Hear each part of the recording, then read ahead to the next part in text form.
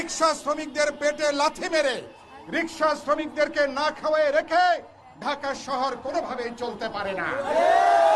রিক্সা শ্রমিকদের বাঁচার দাবি।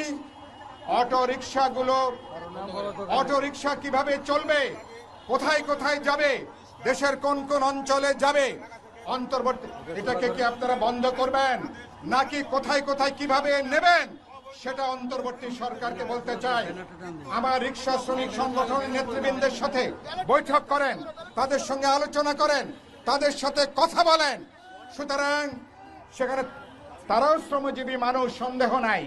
আমরা চাই না যে তাদেরও পেটে লাথি পড়ুক, কিন্তু আমার সাধারণ যে রিক্সা শ্রমিক তাদেরকে না খাওয়াই রেখে, তাদেরকে অভুক্ত রেখে, তাদেরকে লাথি মেরে পেটে আমরা কোনো কিছু বরদাস্ত করব না।